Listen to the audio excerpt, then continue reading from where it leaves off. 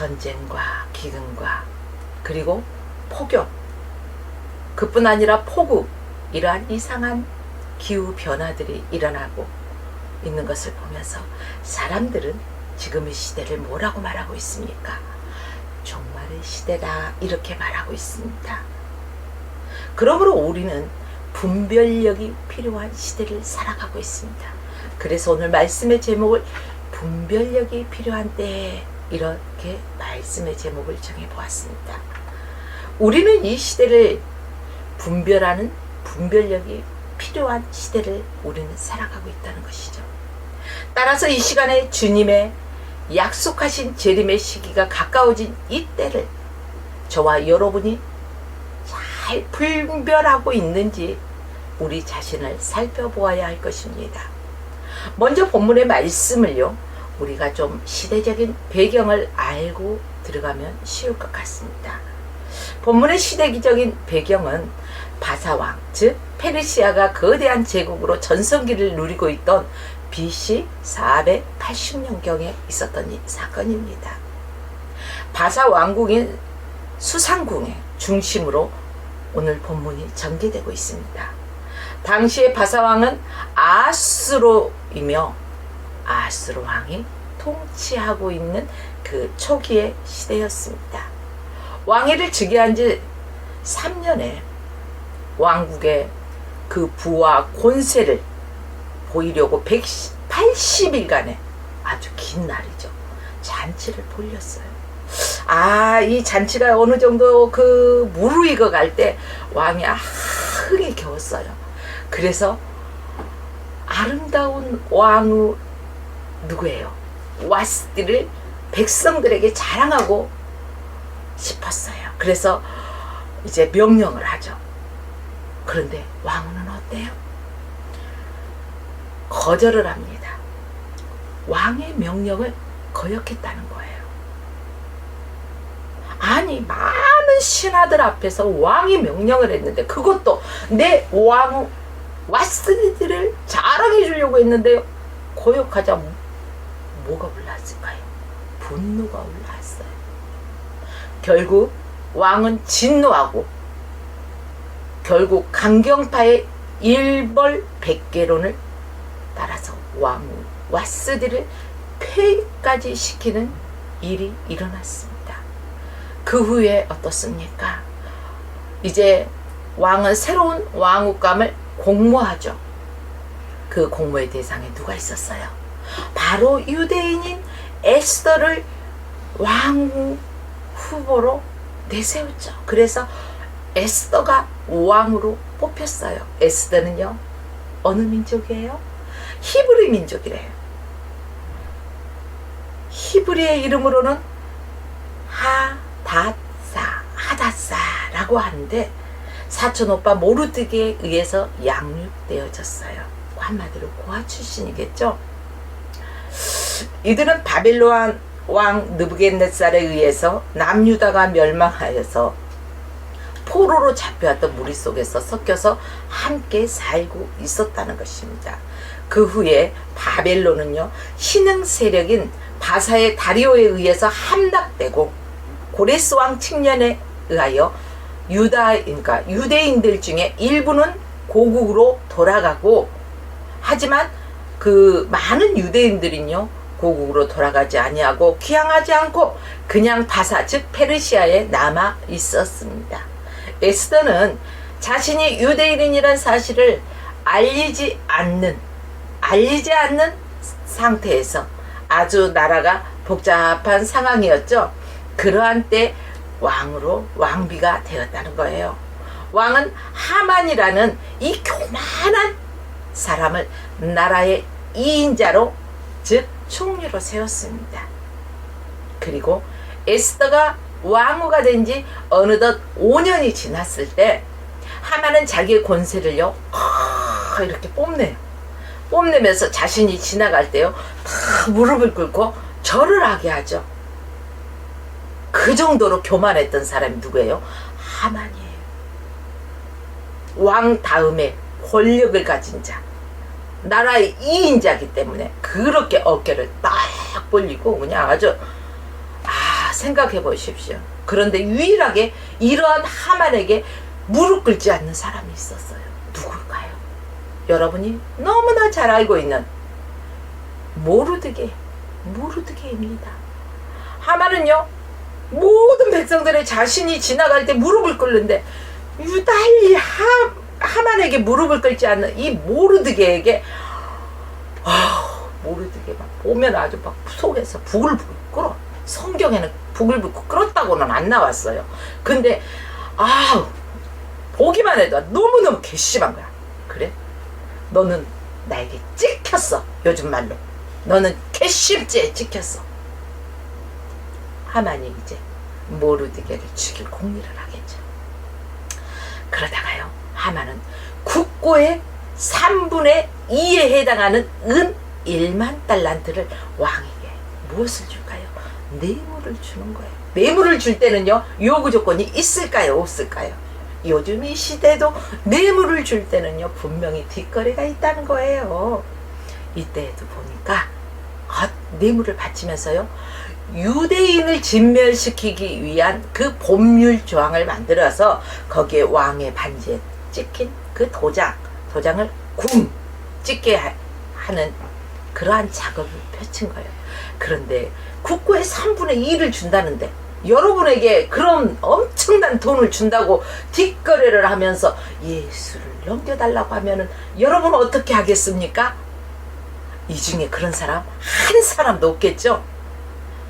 왕은요, 이러한 그 뒷거래 뇌물을 받고요, 도장을 꽝 찍어주면서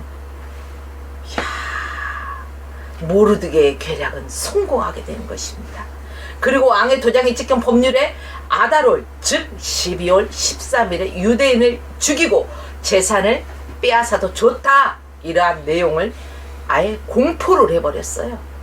왕의 어인이 찍힌 이 도장, 반지에 있는 왕의 어인 도장이 찍힌 것을 한번 공포하면은요, 그 누구도 고칠 수가 없어요. 수정할 수가 없다는 것입니다. 취소가 안 돼요. 여러분, 우리의 인생길이 살아가는 게요, 내가 살아온 게 잘못했네, 나 리셋, 처음부터 다시 시작할까? 있어요, 없어요? 취소라는 게 없이 그냥 나가듯이 왕의 도장이 찍힌 상태, 그 법률은요, 그대로 진행되어진다는 사실입니다. 이 사실을 알게 된 모르드게는 이제 왕후 에스더에게 기별합니다.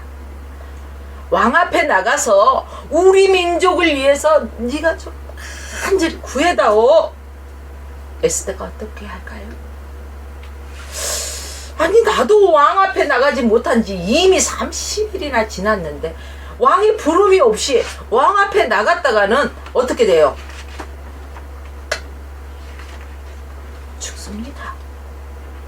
그 상황 속에 왕후 에스더는요, 막 머뭇거려요. 망설여요. 그런데 말입니다, 모르드게는 포기하지 않습니다. 끝까지 계속적으로 에스더를 강권합니다. 뭐라고 강권합니까? 하나님이 너를 왕후가 되게 하기에 바로 이때를 위함인지 누가 아냐? 우리 민족은 왕후 에스더가 아니어도 하나님이 다른 방법으로도 구원하실 수 있어. 그러나 너는 거기에서 혼자 아니라고 생각하지 말라는 것이죠. 여러분, 결국 에스더는요, 이 모르드게의 그 강권적인 권면에 의해서 이제 결단을 합니다. 그 결단을 하면서요, 에스더는 모르드게에게 요구 조건을 하죠. 그래? 그러면 내가 삼촌의 말대로 왕 앞에 나갈 거니까 먼저 나하고 약속을 좀 해줘요. 무슨 약속이었어요? 모든 유대인이 먹지도 마시지도 말고 3일 동안을 나를 위해서 금식해줘.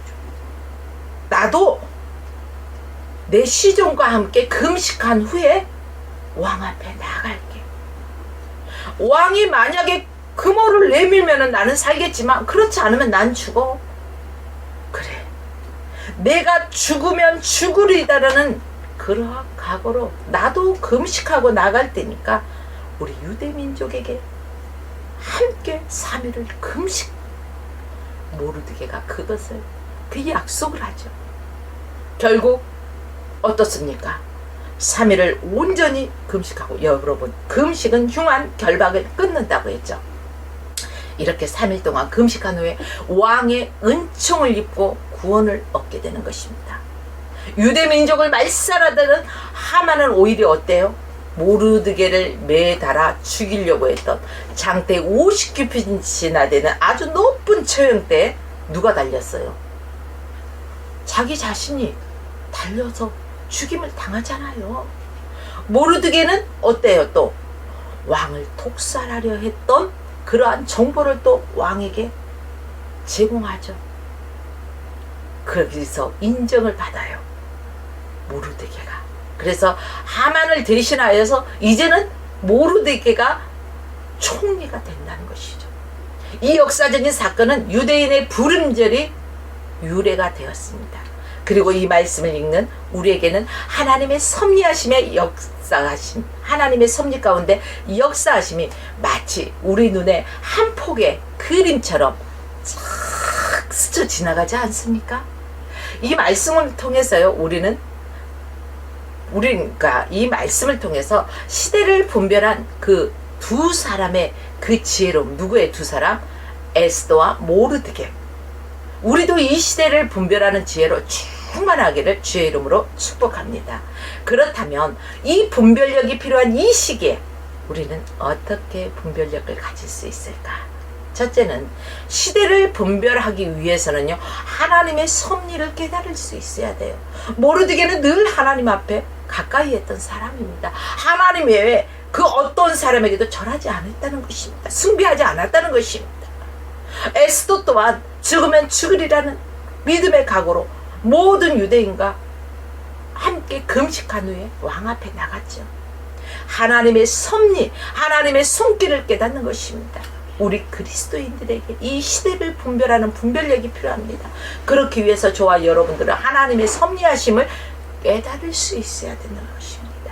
만일 하나님의 섭리하시는 그 손길을 깨닫지 못한다면 하나님의 자녀로 온전히 살아갈 수가 없겠죠. 하나님의 뜻도 모르는데, 하나님의 섭리도 모르는데 어떻게 하나님의 뜻대로 살았다고 말할 수 있겠어요? 사랑하는 여러분들이, 하나님께서 원하시는 뜻을 깨닫지 못한다면 하나님의 일을 할 수도 없습니다. 어떻게 하나님의 뜻도 하나님의 섭리도 깨닫지 못하면서 어떻게 하나님의 기쁘시게 드릴 수 있겠습니까? 이렇게 시대를 분별하려면 우리가 영적으로 깨어 있어야 한다는 것입니다. 예수님께서 깨어 있음에 대해서요, 마가복음 13장 34절로 37절에 이렇게 말씀하십니다. 가령 사람이 집을 떠나 타국으로 갈 때 그 종들에게 고난을 주어서 각 사람에게 이제 사물을 맡깁니다. 문지기에게 깨어있으라 명함과 같은 거죠. 그러므로 깨어있으라. 집주인이 언제 올지, 혹 저물 때인지 밤중에일지 새벽일지 다굴 때인지 한밤이나 한낮이나 뭐 아무것도 알 수 없는 상황이에요. 주인이 오십니다.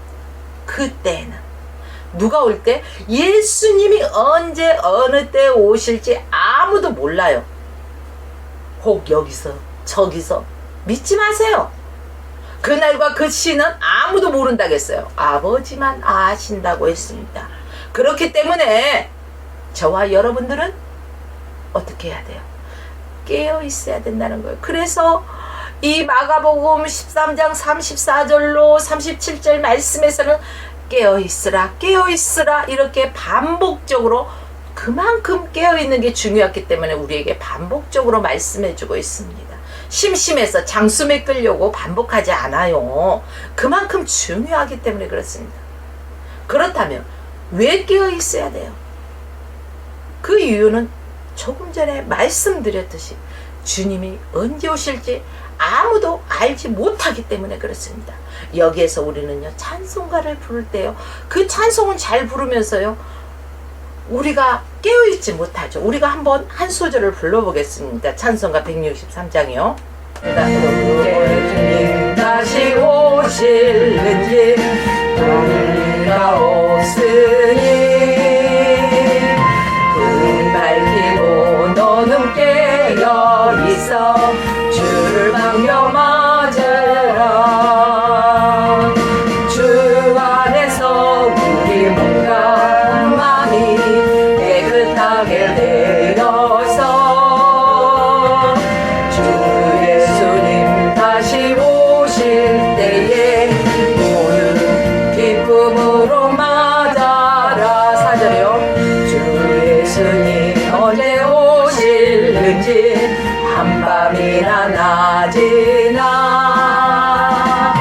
늦게여서 주님 맞는 성도 주의 영광 보겠네. 주 안에서 우리 몸과 마음이 깨끗하게 되어서 주 예수님 다시 오실 때에 모든 기쁨으로 맞아라. 그렇습니다. 주 예수님 언제 오실지 우리는 알지 못한다는, 조금 전에 부른 이 찬송가의 가사처럼 언제 주님이 오실 줄 알고 세상에서 함부로 세상과 벗삼아 살아가시렵니까? 여러분들이요, 우리는 주님이 언제 오실지, 오늘 오실지 내일 오실지 10년 후가 될지 50년 후가 될지 100년 후가 될지 아무도 모른다는 것입니다. 그렇기 때문에 우리가 오늘 이 순간이 나의 삶에 오늘 주님이 오신다는 그러한 마음가짐으로 그렇게 깨어있으라는 것입니다. 우리의 영이 깨어있어야 된다는 것입니다. 주님은 눈 깜짝할 사이에 오신다는 것입니다. 번개가 번쩍하면은요 순간적이지 않습니까? 그렇게 순간적으로 주님이 오시기 때문에 그 순간이 어느 때인지 아는 이가 없다는 것입니다. 그렇기 때문에 여러분들이요, 깨어있으십시오. 깨어있지 않으면 하나님의 섭리하시는 그 손길을 전혀 느낄 수가 없습니다. 하나님의 섭리하시면요 아주 우르릉 꽝꽝꽝 하고 요란하게 오지 않습니다. 아주 조용하게 하나님의 섭리가 임하시죠. 그렇기 때문에 여러분 깨어있어야 하는 것입니다. 지금 그러니까 여러분, 하나님의 사람 바로 엘리야가요 삶에 지쳐있을 때 하나님의 나타나심을 보여주었어요. 열왕기상 10장 11절로 12절 말씀에 보니까 너는 가서 여호와 앞에 서라. 어디에 서 있으라고요? 세상 가운데 서 있으라고 하지 않았습니다. 여호와 앞에 산에 서라. 여호와 앞에서 산에 서라고 했습니다. 여러분, 여호와께서 가라사대 너는 나가서 여호와 앞에서 산에 서라 하시더니 여호와께서 지나가시는데 여호와의 크고 강한 바람이 산을 가르고 바위를 부수나 바람 가운데서 여호와께서 계시지 아니하며 바람 후에 지진이 있으나 그 가운데서도 여호와께서 계시지 아니하며 또 지진 후에 불이 있으나 불 가운데도 여호와께서 계시지 아니하시다니 불 후에 세미한 소리가 있는지라. 우리가 깨어있지 않는다면 세미한 주의 음성을 들을 수 있어요, 없어요? 없다는 것입니다. 그렇기 때문에 우리는 깨어있어야 하는 것입니다. 하나님께서 왜 이런 역사하심을 보여주셨을까? 심심해서? 아닙니다. 이것은 엘리야가 능력의 하나님을 기대하고 있었음을 보여주고 있는 것입니다. 그러나 하나님의 섭리하심은 우리가 깨어있지 않으면 전혀 느낄 수가 없는 것을 또한 알려주고 있습니다. 바꾸어 말하면은 우리의 눈에는 보이지 않고 우리 귀로 들을 수도 없고 잘 느낄 수도 없지만은 하나님은 지금 이 시간에도 모든 일에 하나님이 섭리하고 계심을 저와 여러분들은 반드시 믿어야 할 것입니다. 본문에서 에스더는 왕궁 밖에서 일어나는 그러한 일들, 그러한 위기들을, 민족의 위기들을 전혀 알지 못하는 상태였습니다. 왕궁 안은 아주 평안하고 안전하고 또한 부족한 것 하나 없었습니다. 그런데 외삼촌 모르드게로부터 소식이 왔죠. 하만이 우리 유대 민족을 말살하려고 하니 왕에게 나가서 우리 민족을 위해서 강구해라. 에스더는 그 소식을 듣고서도 나 자신의 안전만 생각하고 있었죠. 우리는 이웃의 아픔 어떻습니까? 매스컴을 통해서 많은 국민들의 이번에도 태풍으로 인해서도 또 그 장마로 인해서도 피해를 당했어도 가슴이 무뎌지고 안타까워하지도 않는 사람들도 있고 그렇구나. 나와 상관없이 받아들여지는 그러한 일들은 없었습니까? 이렇다면 우리는 회개할 것입니다. 사랑하는 여러분들이요.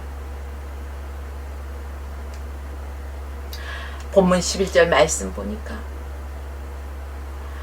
물은 남녀하고 부름을 받지 아니하고 안뜰에 들어가면 왕 앞에 나가면 오직 죽이는 법이요 왕에게 금유를 내밀어야만이 살 것이라. 그런데 에스더의 상황이 어땠습니까? 왕 앞에 왕의 얼굴을 보지도 못한 지가 이미 30일이 지났다고 했죠. 어느 순간 왕궁의 평안함에 젖어서 그 위기를 깨닫지 못하고 있었다는 것입니다. 반대로 말해볼까요? 지금 이 시대에 저와 여러분들이 세상을 향해서 세상에 흠뻑 젖어서 세상과 벗삼고 있다면 영적으로 분별하지 못한다는 것입니다. 영적으로 무뎌져 있다는 것입니다. 사랑하는 성도들이, 얼마나 무서운 말씀입니까? 저와 여러분들은 영적으로 분명히 깨어있어야 할 것입니다. 우리도 역시 세상 삶에 젖어 있다면 영적인 생명의 위기 깨닫지 못해요. 여러분들이 세상에 젖어 있을 때 주님 그때 오시면 여러분 어찌하시겠습니까? 슬기로운 처녀 5처녀와 미련한 5처녀를 보십시오.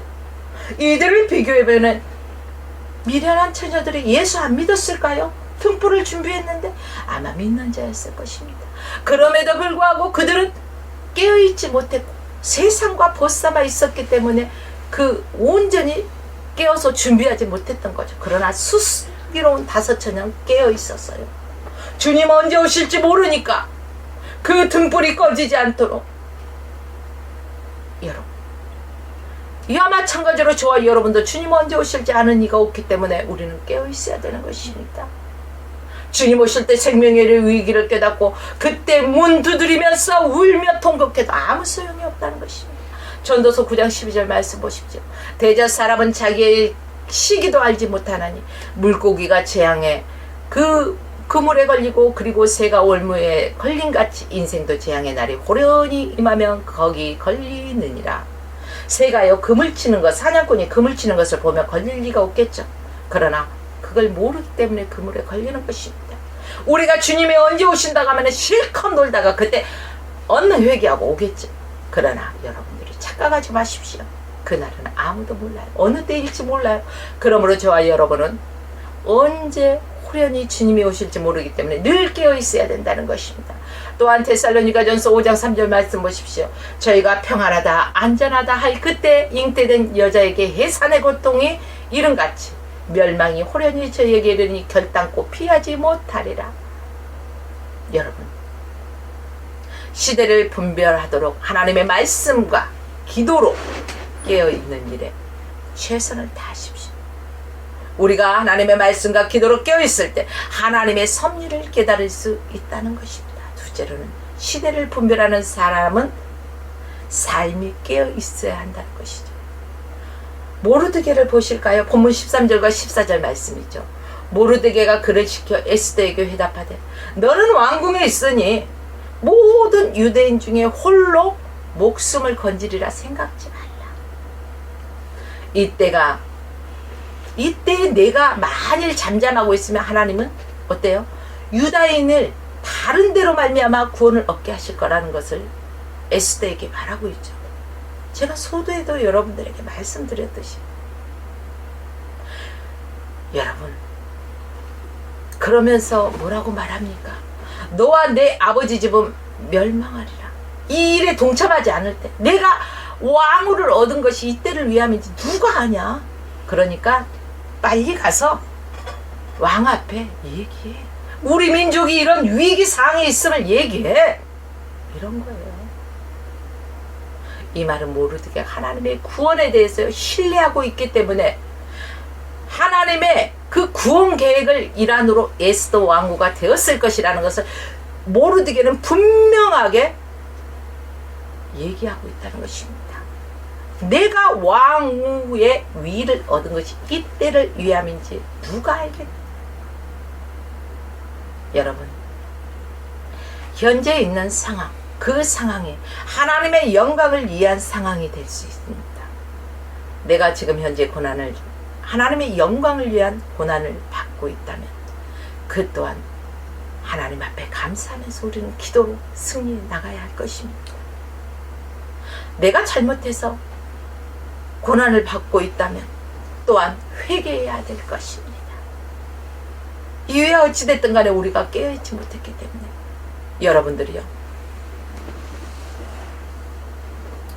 모르드게는 하나님의 섭리하심을 가늠하는 아주 신앙의 지혜로운 사람이었습니다. 모르드게는 모든 그 일에 하나님께서 섭리하신다는 사실을 조금도 의심하지 않았던 사람입니다. 그뿐 아니라 당연히 모든 일에서 하나님이 섭리하심을 찾아내는 깨어있는 사람이었습니다. 그리고 가장 중요한 게 무엇일까요? 모르드게가 자신의 삶에서 하나님의 섭리하심을 그대로 수용한다는 사실입니다. 이 말은 무엇입니까? 내가 깨어있고 하나님께서 그 섭리하시는 모든 일에 내가 참여하고 또 내가 믿고 내가 하나님의 말씀대로 순종하고 그 말씀을 내 삶에 적용하고 있다는 것입니다.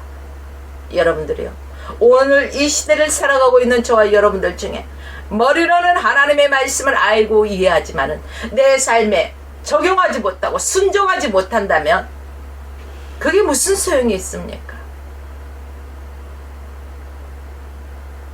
여러분, 지금 나에게 주어진 환경이나 상황이 그 모든 일에 하나님께서 섭리하고 계신다는 사실을 깨닫고 있습니까?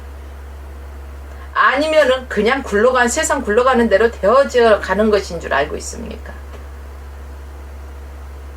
하나님께서는 지금 나에게 왜 이런 일이나 이런 상황과 이런 환경을 주셨을까 생각해 보셨습니까? 모르드게의 확신 있는 말에 에스더는요, 정신이 바짝 들었어요. 그동안 너무너무 안일하게, 너무너무 평안하게, 부족함 없이 왕궁에서 살다가 모르드게의 계속적인 권면의 말을 듣고 정신이 바짝 드니까 허리를 동하고 금식을 하면서 내가 죽으면 죽으리다, 이러한 결단을 하고 왕 앞에 나가지 않습니까? 그리고 입을 벌리지 않습니까? 여러분들이요, 모르드게와 모든 유다인들이 이 3일 동안 금식한 사실을 기억하십시오. 여러분들이 힘든 일이 있습니까? 어려운 일이 있습니까? 세상적으로만 풀어가려고 하지 마십시오. 서두에서 말씀드렸듯이 금식은 흉한 결박을 끊습니다. 오늘 이들처럼 여러분들도 내 상황 속에서 힘들다 낙심하지 마시고 금식하며 하나님 앞에 철저하게 엎드릴 수 있는 그러한 믿음의 사람이 되십시오. 모르드게가 에스더에게 그러한 권면을 했을 때 에스더가 정신 차리고 뭐라고 했어요? 아주 유명한 말을 남기지 않습니까? 죽으면 죽으리이다. 이러한 결단과 각오가 있어야 돼. 누구에게? 오늘 이 시대를 살아가는 저와 여러분들에게 이러한 결단의 각오가 있어야 되는 것입니다. 순교자들이 그냥 순교하는 것 같습니까? 죽으면 죽으리이다. 자기 생명도 조금 더 귀한 것으로 여기지 아니하고 하나님이 말씀하시면 내가 나아가리이다. 이러한 결단을 하는 것입니다. 오늘 이 시대를 살아가는 많은 그리스도인들은요, 주께서 가라시면 어디든 가오리다. 찬양은 아주 잘해요. 그곳이 어디든지 가오리다. 찬양을 잘하죠. 그런데 실상 주께서 말씀하실 때 여기는 말고요. 여러분 이런 핑계가 없습니까? 죽으면 죽으리다 결단하는 사람은요 어떠한 이유도 되지 않습니다. 주께서 말씀하시면 아멘, 노멘이 아니라 아멘밖에 없다는 사실입니다. 에스더는 깨달은 후에 결단을 하지 않습니까? 왕이 규례도 다 어기고 내가 까짓거 죽으면 죽게, 하나님의 말씀이라면 내가 순종할 거야 라는 그러한 결단이 있는 저와 여러분의 삶이 되어야 할 것입니다. 사랑하는 여러분들이요, 우리가 잘 알고 있듯이 믿음이라는 것은 삶이 따라주지 않는다면요 죽은 것입니다. 행함이 없는 믿음은 어떤 것이에요? 죽은 믿음이라는 것입니다. 그러므로 우리가 믿는다는 것은, 하나님을 믿는다는 것은, 하나님의 말씀을 믿는다는 것은 하나님의 말씀대로 우리가 우리의 삶에 적용하고 그대로 삶을 살아간다는 것입니다. 기도 중에 강력한 기도는 어떠한 소음 기도일까요? 금식 기도일까요? 아니요. 그보다 더 큰 것이 있어요. 뭘까요? 내 삶에 적용하고 그대로 살아가는 것. 실천적인 기도라는 것입니다. 하나님의 말씀대로 순종하는 삶을 살아가는 그 기도의 삶을 살아가는 것이요 가장 강력한 기도죠. 즉 삶에서 하나님의 말씀을 실천하면서요 살아간다면 사단은 감히 막지 못해요. 사단이 틈탈 그 어느 틈이 없어요. 왜요? 하나님이 말씀하시면 즉시 순종하기 때문에 그 사람에게는 틈탈 수 없어. 아이고 왔다가도요 7길로 도망가. 왜요? 이쪽 저쪽 다 찔러봐도요 까딱도 안 해. 하나님의 말씀으로 문장되어 있기 때문에. 그리고 하나님 말씀만 하시면은요 자도 우도 바라보지도 않아요. 무조건 그냥 순종하는 사람들 앞에서는 사단도 도망간다는 것입니다. 어찌할지 모른다는 것입니다. 사랑하는 여러분들이요, 그러므로 저와 여러분들이 하나님의 말씀에 순종하면서 하는 그러한 기도를 합시다. 그러한 기도가 강력한 힘이 있습니다. 그러한 기도를 할 때 하나님이 역사하십니다. 또한 다니엘이 에레미야 선지자의 예언의 말씀을 읽고 깨달은 후에요 자신과 이스라엘 백성들의 죄를 자복하고 회개할 때 바로 하나님이 응답을 내리셨습니다. 뭐라고 합니까? 다니엘아, 내가 이제 내게 지혜와 총명을 주러 나왔느니라.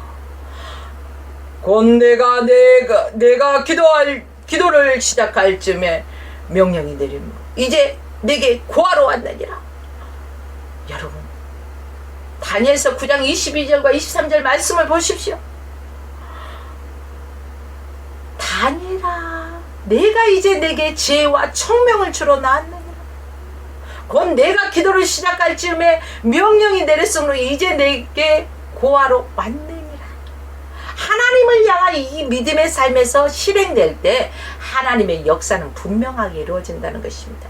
아브라함이 하나님의 명령에 순종하여 아들 이삭을 모리아 산의 제단에 바칠 때 하나님께서 그 약속을 시행해 주셨습니다. 여러분, 내 영이 하나님을 향하여 깨어있는 것은 오직 하나님의 말씀과 기도로만 가능하다는 것을 오늘 기억하십시오. 말씀과 기도로 깨어있으십시오. 그리고 하나님의 섭리를 깨닫는 것은 머물지 말고 또 여러분의 삶 가운데서 이 말씀대로 순종하고 실천해 나가는 저와 여러분의 삶이 되어지기를 축복합니다. 비록 내가 지금 현재는 힘들고 어렵게 느껴진다 할지라도 뭐 계단 2개, 3개 한꺼번에 10개씩 뛰어오를 수 있습니까? 아니잖아요. 하나씩 하나씩 성실하게 순종하다 보면은요 하나님께서 우리의 모든 삶에 친히 섭리하실 것입니다. 그렇습니다. 우리가 매일의 삶 속에서 하나씩 하나씩 또 한 걸음씩 한 걸음씩 주와 동행해 나아가며 주께 가까이 더 가까이 나가며 그리하며 이 시대를 분별하고 하나님의 뜻을 온전히 이루는 준비된 신실한 하나님의 자녀가 되시길 주의 이름으로 축원하며 오늘 말씀을 마칩니다.